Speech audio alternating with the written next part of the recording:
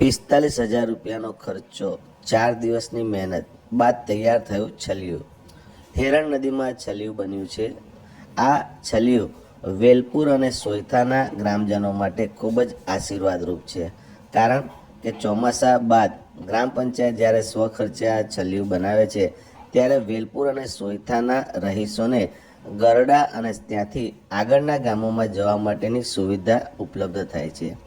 સામાન્ય રીતે નદીમાં જ્યારે છલિયું બનાવવાની કામગીરી થતી હોય છે ત્યારે તંત્ર સહાય કરતું હોય છે, પરંતુ અહીંયા ન તો કોઈ તંત્રએ સહાય કરી, ન તો કોઈ રાજકીય આગેવાનો આગળ આવ્યા. અત્રેની ગ્રામ પંચાયત દ્વારા જ નદીમાં આ છલિયું બનાવવાની કામગીરી હાથ ધરાઈ હતી.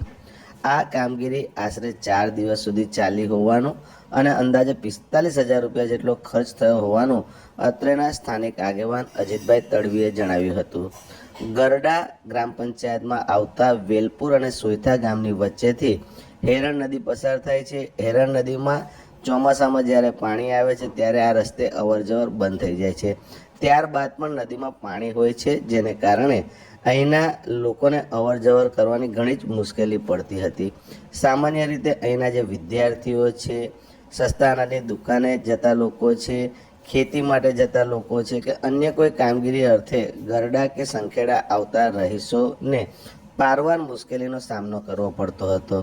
અને આ મુશ્કેલી દૂર કરવા માટે અત્રેની ગરડા ગ્રામ પંચાયત દ્વારા નદીમાં છલિયું બનાવવાની કામગીરી કરવામાં આવી. નદીમાં છલિયું બની જવાને કારણે હવે લોકોને જે આવવા જવાની મુશ્કેલી પડતી હતી એ મુશ્કેલી દૂર થશે. એકંદરે ગ્રામ પંચાયત દ્વારા વેલપુર અને સોયથાના રહીશોને પડતી મુશ્કેલી દૂર કરવા માટે આ કામગીરી કરવામાં આવી છે અને આ કામગીરીની હાલમાં ખૂબ જ સરાહના પણ થઈ રહી છે.